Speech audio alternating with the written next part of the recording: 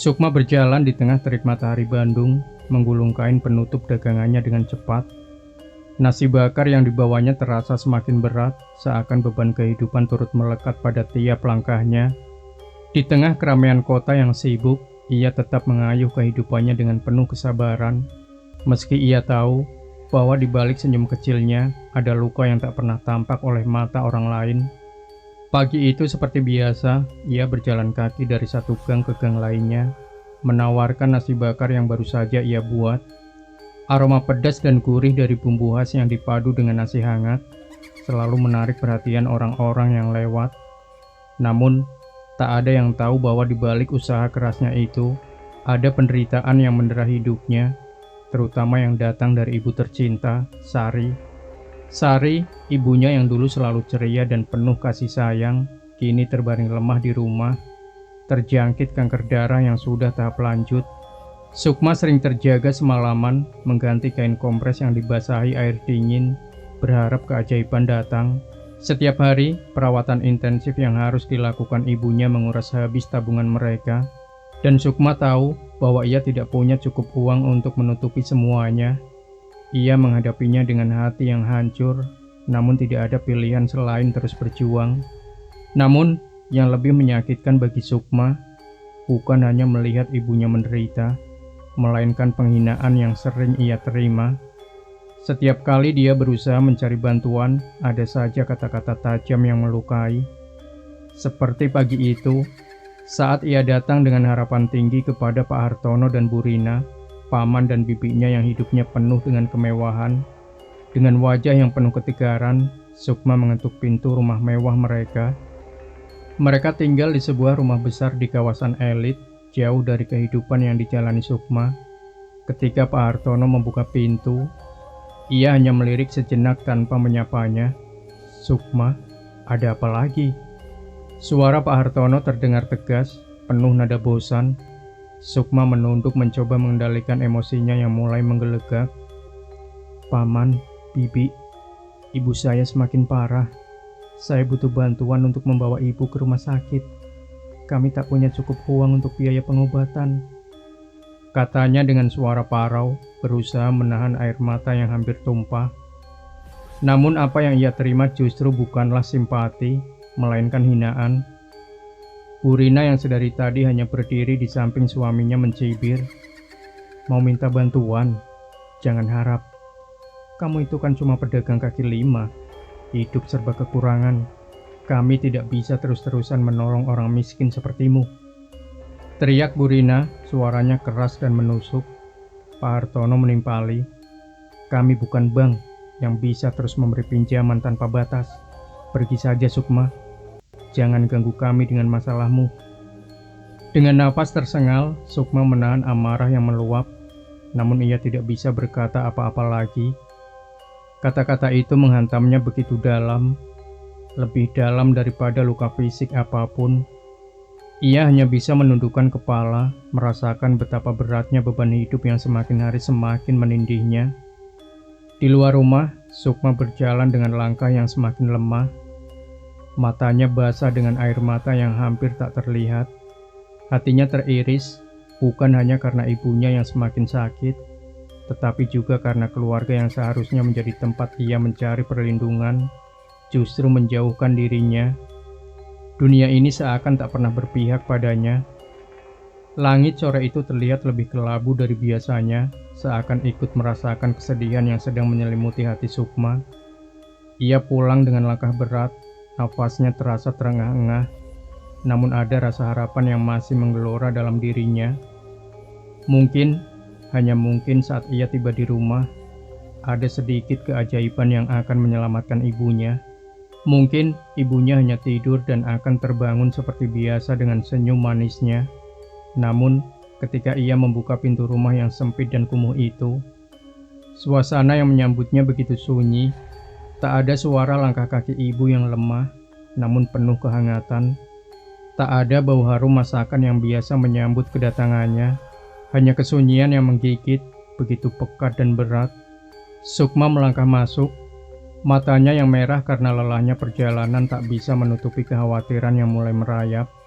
Ia berjalan menuju kamar ibunya dengan harapan. Meski tipis, bahwa ibunya masih ada di sana. Tetapi apa yang ia temui membuat seluruh tubuhnya terhenti, terperangkap dalam kekosongan yang mendalam. Ibunya, Sari, terbaring kaku di atas kasur. Wajahnya pucat, mata yang dulunya penuh harapan kini tertutup rapat. Sukma terjatuh ke lututnya, tubuhnya gemetar hebat. Perasaan yang datang lebih pedih daripada apapun yang pernah ia rasakan sebelumnya. Hatinya merasa robek, seakan tak ada lagi udara yang bisa ia hirup. Ibunya telah pergi, tanpa suara, tanpa peringatan. Semuanya berakhir dalam keheningan yang menyakitkan. Air mata Sukma jatuh begitu saja, mengalir deras tanpa bisa dihentikan. Ia merangkul tubuh ibunya yang sudah dingin, mencium dahinya yang kini tidak lagi bernyawa, seakan mencoba meminjam sedikit kehangatan dari tubuh yang telah hilang. "Ibu, maafkan aku gagal," bisiknya dengan suara tercekat, penuh penyesalan tak terkatakan. Hari-hari berikutnya berlalu begitu sunyi dan kelam. Sukma merasa dunia ini seakan tak lagi punya tempat untuknya. Setiap sudut rumah mengingatkannya pada ibunya, pada kenangan-kenangan yang kini hanya tinggal bayangan. Rasa kehilangan ini begitu dalam, begitu tajam, dan seolah tidak ada yang bisa mengisi kekosongan itu. Namun hidup harus terus berjalan, meski setiap langkah terasa begitu berat. Sukma tahu bahwa ia tidak bisa berlarut-larut dalam kesedihan. Dunia ini tidak memberi ruang untuknya berhenti, tidak memberi ruang untuk meratap. Ia harus bertahan. Dengan segenap tenaga yang tersisa, Sukma kembali ke jalanan, kembali berjualan nasi bakar. Dengan langkah yang tertatih-tatih, ia menyusuri jalan-jalan yang penuh hiruk-pikuk, menawarkan nasi bakar kepada siapa saja yang melintas. Tapi kali ini tidak ada lagi senyum di wajahnya, tidak ada lagi semangat yang membara seperti dulu. Ia hanya menjalani hari demi hari, menjalani rutinitas yang sama. Meskipun hatinya terasa kosong, setiap kali ia menatap wajah-wajah orang yang lewat, ia merasa terasing. Mereka semua tampak begitu sibuk dengan kehidupan mereka sendiri. Tak ada yang peduli dengan dirinya. Ia hanya seorang wanita muda yang tak punya siapa-siapa, seorang yang kini sebatang kara di dunia yang luas dan kejam ini. Malam-malam yang panjang seringkali membuatnya terjaga, duduk termenung di sudut kamarnya yang sempit, merenungkan apa yang telah hilang, apa yang telah ia tinggalkan. Ia merasa seperti sebuah kapal yang terombang-ambing tanpa arah, tanpa tujuan, hanya menunggu waktu yang akan mengakhiri perjalanannya. Namun, meskipun segala rasa sakit itu menekan hatinya, Sukma tahu satu hal, ia tidak bisa menyerah. Ibu yang telah pergi tidak akan kembali, tetapi kenangan akan cinta dan pengorbanannya akan terus hidup dalam dirinya. Sukma harus berjuang untuk dirinya sendiri, untuk mengenang ibunya yang telah memberikan segalanya. Pagi itu, Sukma berkeliling di sudut-sudut kota Bandung, menawarkan nasi bakar dengan wajah yang lelah namun tegar. Setiap kali langkahnya melangkah melewati jalan yang sama, ia selalu merasakan beban hidup yang semakin berat di pundaknya. Tidak ada yang berubah, ia tetap seperti dulu. Seorang pedagang kaki lima yang berjuang di tengah hiruk-pikuk kehidupan kota besar, sendirian. Namun hari itu, ketika Sukma sedang berhenti di sebuah trotoar untuk menata dagangannya, seseorang muncul di hadapannya dengan langkah cepat. Sukma hanya bisa menunduk, berusaha menata kembali nasi bakar yang baru saja ia siapkan. Tetapi, tiba-tiba seseorang dengan sengaja menabraknya begitu keras, membuatnya terjatuh ke tanah. Sukma terjatuh, dagangannya berhamburan. Nasi bakar dan bungkus daun pisang tercecer di sepanjang trotoar. Dengan panik, ia mencoba mengumpulkan kembali barang-barangnya yang tersebar. Namun tubuhnya terasa lemas, seolah seluruh energi yang tersisa dalam dirinya menguap begitu saja. "Wah, maaf banget Sukma," kata suara yang terdengar sinis.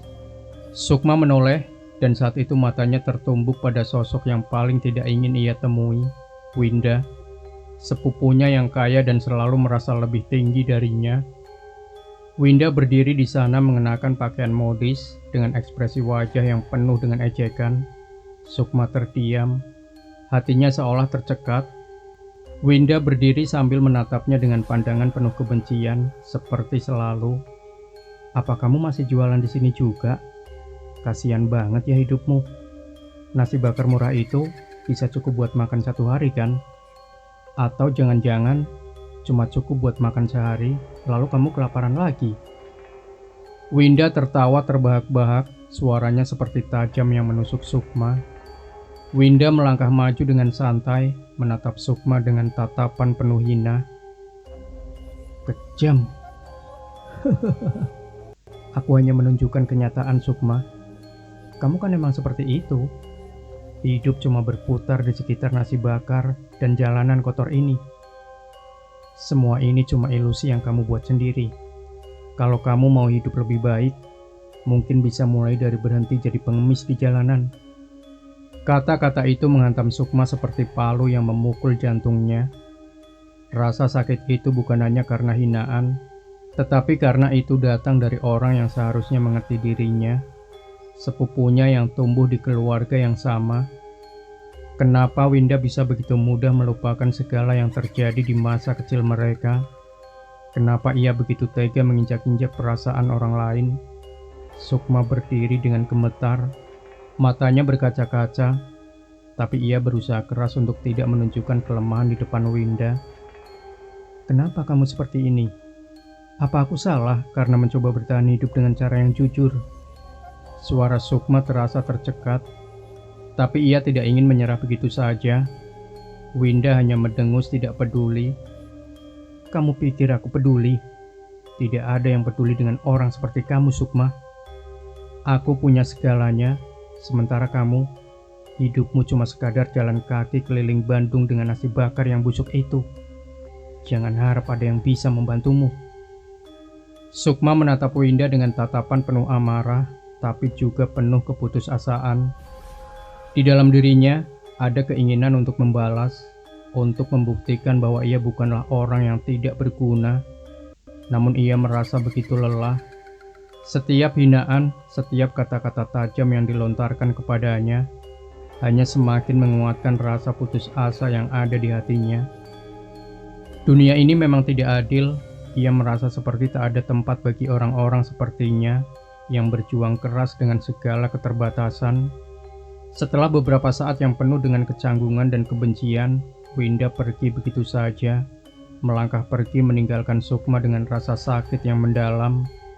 Sukma tetap berdiri di tempatnya, menatap nasi bakar yang kini sudah hancur berantakan di jalan. Begitu mirip dengan dirinya yang mulai terurai satu persatu. Rasa amarah dan kesedihan itu bercampur menjadi satu.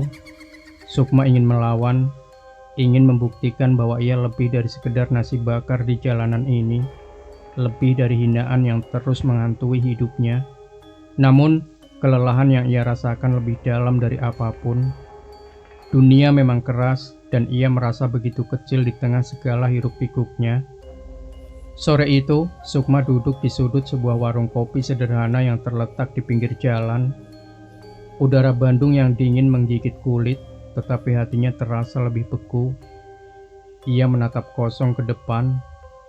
Matanya tak tertuju pada apapun, hanya menerawang pada hiruk-pikuk kehidupan yang terus berjalan di sekitarnya. Pedagang, pejalan kaki, motor yang melintas, semua seperti bayangan yang tidak pernah ia sentuh. Rasanya dunia ini begitu jauh dari jangkauannya. Ibu yang telah pergi, hidup yang penuh penderitaan, dan rasa kehampaan yang kini mengisi setiap sudut jiwanya, membuat Sukma merasa seperti sedang terperangkap dalam mimpi buruk yang tak kunjung berakhir. Bisnis nasi bakarnya semakin sulit, pendapatan hariannya hampir tak cukup untuk memenuhi kebutuhan dasar. Setiap malam ia terjaga, merasakan rasa lapar yang menyakitkan, berpikir tentang masa depan yang semakin suram. Ia mulai merasa putus asa. Di warung kopi itu beberapa pria tengah duduk mengobrol sambil menyeruput kopi hitam. Tawa mereka terdengar keras. suasana menjadi hidup, meski langit mulai meredup. Sukma tidak berniat mendengarkan, tetapi percakapan mereka menarik perhatiannya. "Kamu gak denger ya? Mbah Margo itu lagi terkenal sekarang." Suara pria bertubuh kekar di sudut meja paling dekat dengannya. Sukma menoleh sekilas, tidak bisa menahan rasa penasaran. "Siapa tuh Mbah Margo?" tanya pria lainnya yang terlihat lebih muda dengan wajah ceria dan penuh rasa ingin tahu. "Mbah Margo itu dukun pesugihan yang bisa ngasih harta kekayaan, bro. Cuma perlu bayar sedikit, terus hidup kamu bakal berubah. Kalau kamu berani, kekayaan langsung ngalir ke tangan kamu." "Banyak orang udah buktikan," jawab pria yang lebih tua dengan nada serius, seperti menyampaikan rahasia besar. Sukma menahan nafas. Pesugihan, ia sudah mendengar tentang hal itu, namun tak pernah serius memikirkannya. Selama ini, ia hanya percaya bahwa hidup yang baik datang dari kerja keras, bukan dari cara instan yang penuh dengan resiko. Namun dalam keadaan terdesak seperti sekarang, hatinya mulai gelisah, seolah ada bisikan yang memanggil-manggilnya. "Ya, tapi kan gak gratis." Pria yang lebih muda melanjutkan, "Katanya sih, ada syarat-syarat tertentu. Tapi kalau kamu cukup pintar, bisa dapat semuanya tanpa masalah. Tergantung niat dan keberanian kamu." "Syarat?" tanya pria kekar itu terdengar ragu. "Macem-macem. Ada yang bilang harus menyerahkan sesuatu yang berharga, bahkan ada yang bilang nyawa. Tapi buat orang yang sudah terdesak, itu bukan masalah. Coba tanya aja yang udah nyoba. Harta langsung ngalir, bro." Sukma mendengarkan lebih dalam. Kata-kata itu seperti cambuk yang menyentuh jantungnya. Apa yang mereka bicarakan benar-benar menggugah rasa takut dan penasaran dalam dirinya. Kekayaan dalam sekejap, hidup tanpa kekurangan, itu adalah impian yang sangat ia inginkan. Tidak ada lagi rasa lapar, tidak ada lagi hinaan, tidak ada lagi ketakutan akan masa depan yang gelap. Semua itu hanya dengan sekali langkah, sekali saja. Sukma merasa hatinya bergemuruh. Bagaimana jika ia benar-benar bisa mendapatkan kekayaan yang selama ini ia impikan, tanpa harus terus-terusan berjuang di jalanan yang keras ini? Ia menutup mata sejenak, mencoba menenangkan pikirannya. Tetapi bisikan itu terus bergaung, semakin keras dan menggoda. Beberapa kali ia melihat orang-orang yang datang ke warung itu, berbicara dengan penuh keyakinan tentang keberhasilan mereka setelah bertemu Mbah Margo. Mereka berbicara tentang rumah besar, mobil mewah, dan kehidupan yang jauh dari penderitaan. Sukma merasa dunia ini seakan memberi petunjuk, seakan memberi kesempatan terakhir untuk berubah. Dengan hati yang semakin gelisah, Sukma akhirnya memberanikan diri untuk bertanya, "Mbah Margo, di mana saya bisa menemukannya?" Suaranya bergetar, namun hatinya penuh dengan rasa nekat. Pria yang lebih tua itu menatapnya sekilas, lalu tersenyum sinis. "Mudah banget sih, coba aja ke desa di luar kota. Di sana ada kabarnya, tapi hati-hati, gak semua orang bisa diterima. Kalau nggak cocok ya udah, tapi kalau kamu benar-benar butuh, mungkin ini jalan yang tepat." Sukma merasa dunia di sekitarnya menjadi lebih gelap. Ada ketakutan yang menggelayuti dirinya, namun juga ada harapan yang menggebu-gebu. Waktu seakan berhenti sejenak. Dan dalam kesendirian itu, ia tahu bahwa pilihan itu sudah ada di depannya, Mbah Margo. Dukun pesugihan yang bisa mengubah hidupnya dalam sekejap. Itu adalah godaan yang tak bisa ia abaikan. Kekayaan, kebebasan, hidup tanpa penderitaan, semua itu ada di ujung jalan yang gelap ini. Dengan langkah yang terseok-seok, Sukma bangkit dari tempat duduknya dan berjalan keluar dari warung kopi. Dalam hatinya ada perasaan yang tak bisa dijelaskan. Apakah ini langkah yang benar atau justru langkah terakhir menuju kehancuran. Tapi dalam keadaan seperti sekarang, apalagi yang bisa ia harapkan selain mencoba? Sukma menatap jalan yang terjal dengan penuh keteguhan. Ia sudah berada di luar kota, jauh dari keramaian, di sebuah desa yang sepi dengan tanah berlumpur dan hutan yang mengelilinginya. Rumah Mbah Margo terletak di ujung jalan, jauh dari pemukiman penduduk, hampir tersembunyi di balik pepohonan lebat. Suasana di sekitar rumah itu terasa mencekam, seperti dunia yang terpisah dari kenyataan. Udara di sana lebih lembab, dingin dan sepi, seolah-olah waktu berhenti bergerak. Sukma menggenggam erat tas kain di tangannya, berisi beberapa lembar uang yang ia kumpulkan dari dagangannya. Perasaan cemas menyelimutinya, tetapi harapan yang semakin menggebu membuat langkahnya mantap. Sesampainya di depan rumah Mbah Margo, sebuah rumah tua yang dipenuhi dengan ilalang dan kabut tipis, ia merasakan sesuatu yang aneh. Suasana di sana terasa berat, seperti ada sesuatu yang tidak bisa ia lihat, namun bisa ia rasakan. Ia mengetuk pintu kayu yang tua itu. Suara ketukan yang terdengar keras di tengah keheningan hutan. Tak lama, pintu terbuka perlahan, menampilkan sosok Mbah Margo yang tampak tua, namun matanya tajam dan penuh wibawa. Wajahnya penuh keriput, dengan rambut putih panjang yang terurai. Mbah Margo memandang Sukma dengan tatapan yang dalam, seperti bisa menembus segala kedalaman pikiran dan perasaan.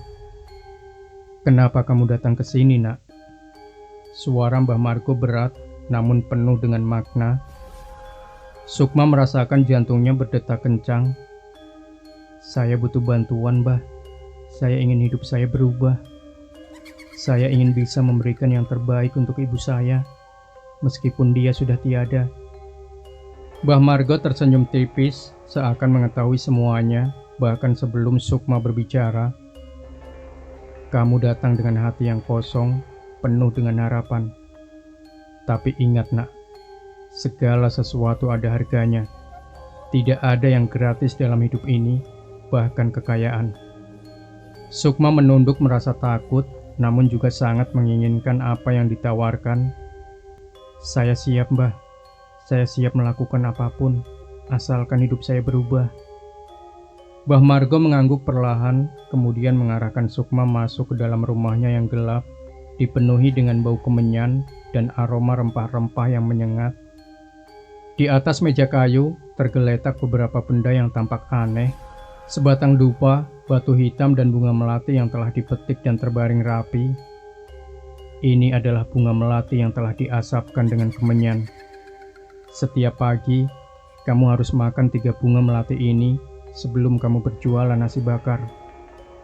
Lakukan ini dengan sepenuh hati, dan kekayaan yang kamu dambakan akan datang dengan cepat," kata Mbah Margo, suaranya seperti mantra yang mengikat. Sukma merasa ragu, namun dorongan untuk mengubah nasibnya begitu kuat. "3 bunga melati setiap pagi?" tanyanya pelan, mencoba memastikan. Mbah Margo mengangguk. "Ya, 3 bunga melati yang telah diasapkan dengan kemenyan. Kamu harus memakannya sebelum berjalan. Tapi ingat, Nak, ini adalah ujian untuk keteguhan hatimu. Lakukan dengan tulus, atau semuanya akan sia-sia." Sukma pulang ke rumah dengan langkah yang lebih mantap. Esoknya ia mengikuti petunjuk itu. Pagi-pagi sekali, sebelum berjualan nasi bakar, ia makan 3 bunga melati yang telah diasapkan dengan kemenyan. Merasakan setiap kelopak yang mengalir dalam tenggorokannya. Rasanya aneh, sedikit pahit, tetapi entah mengapa ia merasa ada yang berbeda, sesuatu yang menenangkan. Seiring berjalannya waktu, perubahan itu terasa. Dagangannya yang biasanya sepi, kini mulai laris manis. Setiap kali ia melangkah ke jalan, ada saja orang yang membeli nasi bakarnya. Tidak hanya 1 atau 2 orang, tapi lebih banyak. Lebih dari yang pernah ia harapkan. Uang mulai mengalir deras lebih banyak dari yang pernah ia bayangkan. Sukma tidak bisa menyembunyikan kegembiraannya, meskipun ada rasa gelisah yang tak bisa ia hilangkan. Hari demi hari, hidupnya berubah drastis. Ia mulai mampu membeli bahan baku yang lebih berkualitas, menyewa tempat yang lebih baik untuk berjualan, bahkan membeli pakaian yang lebih rapi. Ia mulai merasakan kebebasan yang selama ini ia impikan. Setiap kali ia menyentuh uang yang ia terima, rasanya seperti mendapatkan kekuatan baru. Tidak ada lagi kelaparan, tidak ada lagi penghinaan. Dunia seakan berubah menjadi tempat yang penuh dengan peluang. Keberhasilan Sukma tak pernah lepas dari perhatian orang-orang yang dulu meremehkannya. Pak Hartono, Bu Rina, dan Winda, meskipun hidup berkecukupan, tak bisa menahan rasa iri yang membara melihat perubahan yang drastis dalam hidup Sukma. Dulu mereka selalu menertawakan kekurangannya, menghina hidupnya yang penuh keterbatasan. Kini Sukma sudah berada di atas mereka. Hidupnya dipenuhi dengan harta, kemewahan, dan kebebasan yang mereka impikan. Mereka tak bisa menerima kenyataan itu. Pak Hartono, sang paman yang kaya raya, mulai mengumpulkan informasi tentang Sukma. Ia tak rela melihat darah dagingnya hidup lebih baik darinya. Apa yang terjadi dengan dia, Rina? Tanya Pak Hartono suatu malam di ruang tamu rumah besar mereka. Bagaimana bisa dia tiba-tiba kaya seperti itu? Ada yang tidak beres. Bu Rina yang selalu gelisah dengan perubahan ini mengerutkan kening. Aku dengar dia sering pergi ke desa terpencil. Mungkin saja ada sesuatu yang tidak kita tahu. Sukma memang tidak pernah berbicara tentang perubahan ini. Tapi kita bisa pastikan, itu bukan cuman usaha dagang biasa. Winda yang duduk di samping mereka menambahkannya dengan suara penuh kebencian. Sukma pasti pakai cara-cara kotor. Lihat saja, dia nggak pernah seperti itu dulu. Kalau dia bisa kaya mendadak, pasti ada yang tidak beres. Winda yang selalu merasa dirinya lebih baik, tidak bisa menahan amarah dan kecemburuannya. Pak Hartono mengangguk perlahan. Ia tak bisa menahan perasaan jengkelnya terhadap Sukma yang tiba-tiba berubah menjadi seseorang yang lebih sukses dari dirinya. Kita harus cari tahu apa yang dia lakukan. Kalau perlu, kita hancurkan dia. Biarkan dia merasakan akibatnya. Malam itu, mereka merencanakan sesuatu yang gelap. Mereka merasa berhak menghancurkan hidup Sukma, meskipun mereka tahu tak ada alasan yang benar untuk melakukan hal itu. Namun, kebencian mereka semakin membara, membuat mereka rela melakukan apa saja untuk menjatuhkan Sukma. Sejak saat itu, teror demi teror mulai menghampiri hidup Sukma.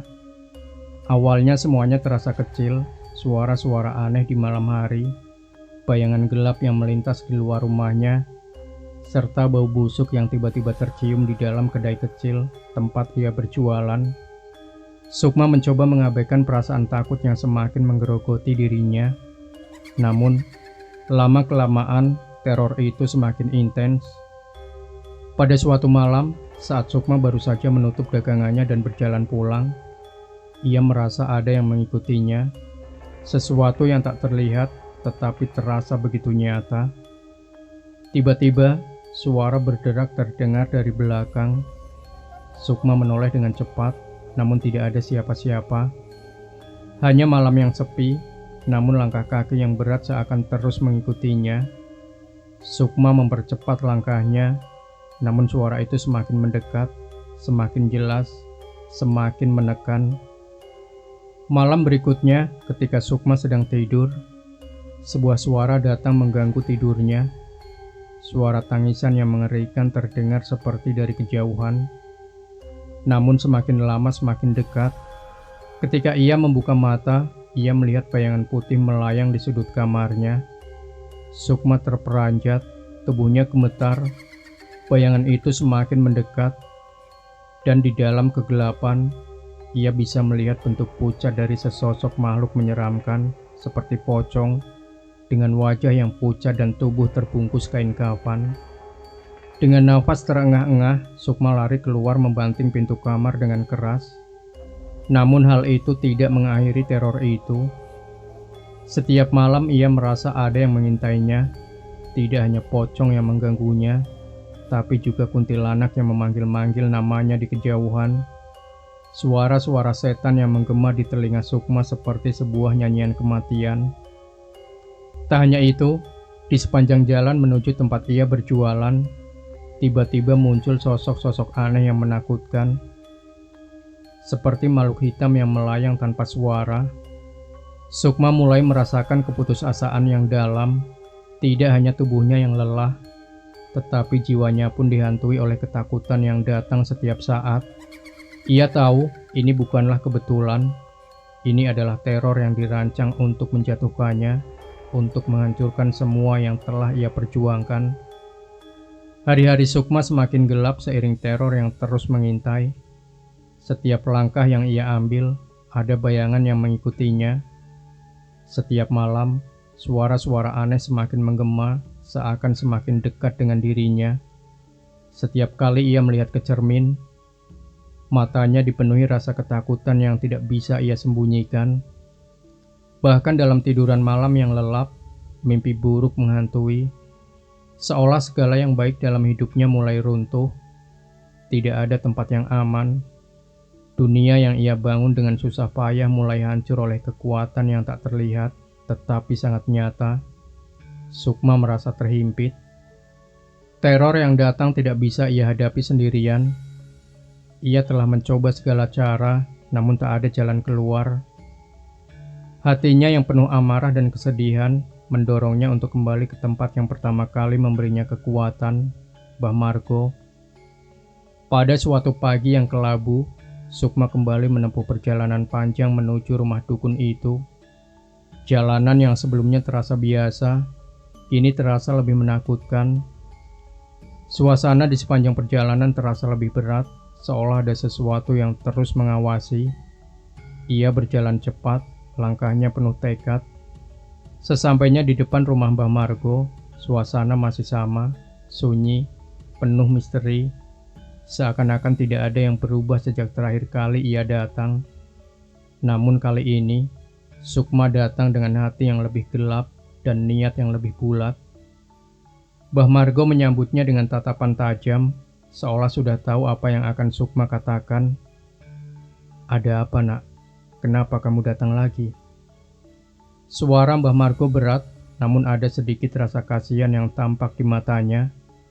Sukma menundukkan kepala, namun amarah dan kebencian di dalam dirinya membara. "Mbah," suaranya serak, "saya tidak tahu harus berbuat apa lagi. Setiap hari saya dihantui. Ada sosok-sosok yang datang mengganggu saya, dan saya tahu ini tidak bisa hanya kebetulan. Saya yakin ini karena mereka, paman saya, Pak Hartono dan bibiku, Bu Rina. Mereka yang mengirimkan ini semua." Mbah Margo mengangguk perlahan. "Kamu benar, Nak. Teror itu bukan berasal dari tempat yang jauh. Itu dikirim oleh orang-orang yang dekat denganmu. Mereka ingin melihatmu jatuh. Mereka tidak bisa melihat kebahagiaanmu. Apalagi jika kebahagiaan itu datang dengan cara yang mereka anggap salah."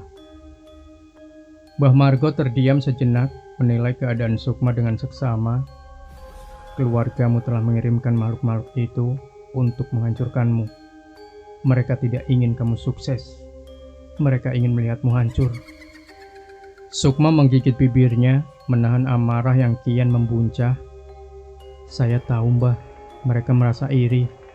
Mereka tidak bisa menerima kenyataan kalau saya hidup lebih baik dari mereka.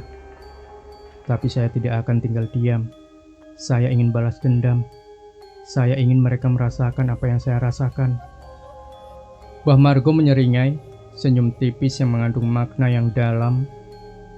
"Balas dendam, Nak, bukanlah hal yang bisa kamu ambil dengan tangan kosong. Tetapi jika itu yang kamu inginkan, aku bisa membantu. Akan kuberikan mereka balasan yang pantas. Mereka yang telah mencoba menghancurkan hidupmu akan merasakan pahitnya kekuatan yang mereka panggil." Mbah Margo duduk di kursinya yang besar, kemudian membuka sebuah lemari kayu tua yang ada di sudut ruangan. Ia mengambil beberapa benda yang tampak seperti barang-barang ritual, lilin hitam, batu hitam, dan benda-benda lain yang Sukma tidak mengenalnya. Mbah Margo mengambil sebuah pisau kecil, memotong sedikit ujung jarinya, lalu meneteskan darahnya pada batu hitam yang ada di hadapannya.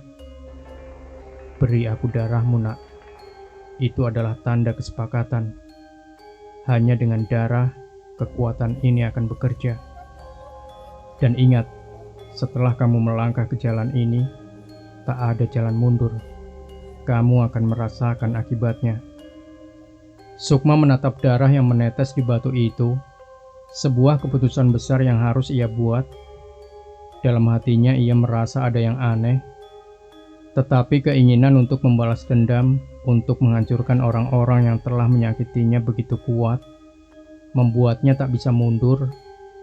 Ia menarik nafas dalam-dalam, kemudian dengan hati yang terisi kebencian, ia mengelurkan tangannya kepada Mbah Margo.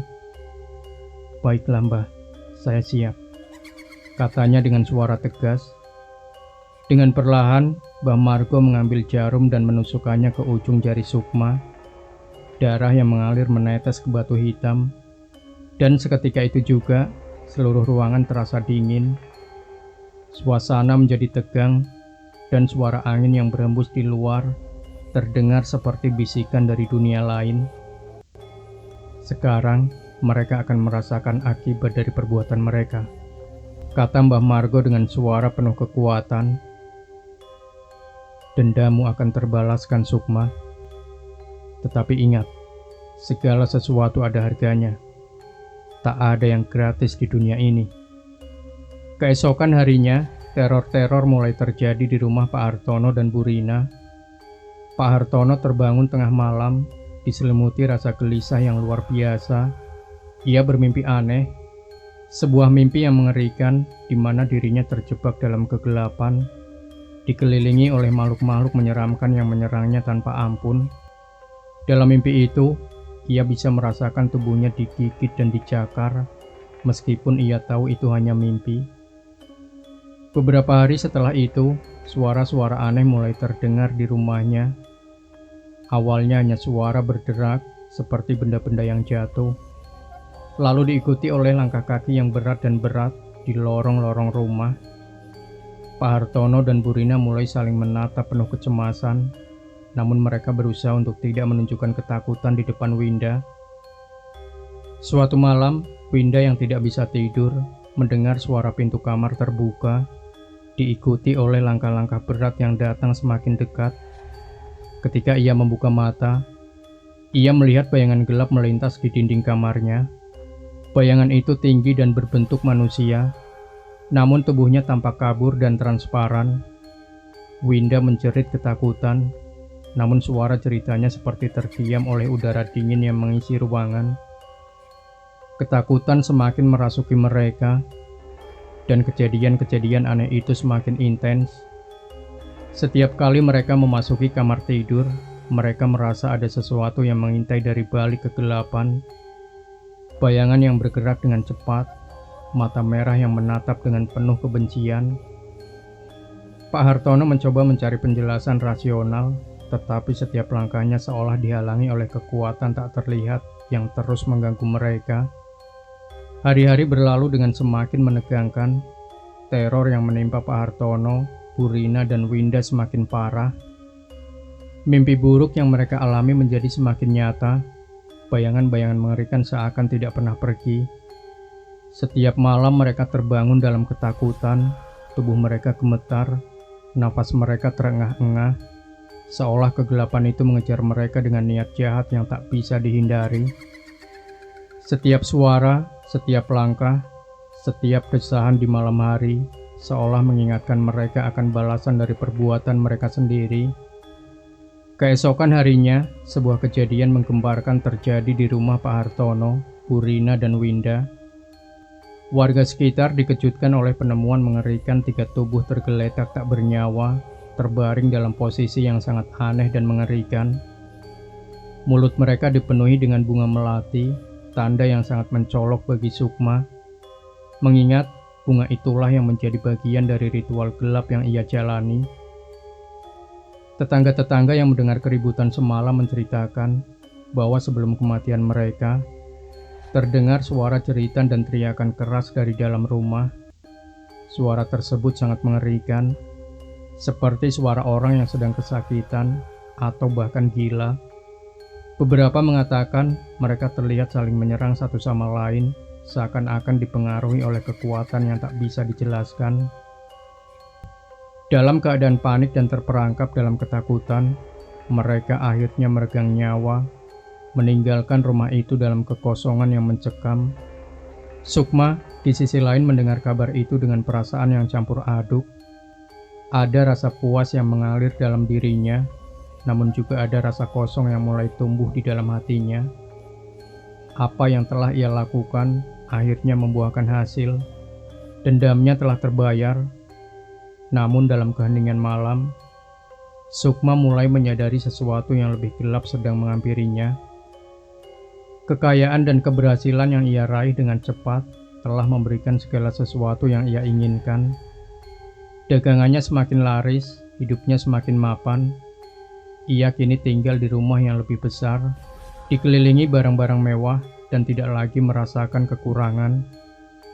Namun kebahagiaan itu terasa semakin pudar seiring berjalannya waktu. Di balik segala kemewahan, Sukma merasa ada kekosongan yang semakin meluas. Ritual pesugihan yang dijalankannya selama ini sudah mulai menggerogoti jiwanya. Meski dunia luar melihatnya sebagai seseorang yang sukses dan bahagia, di dalam dirinya ada perasaan hampa yang semakin mengganggu.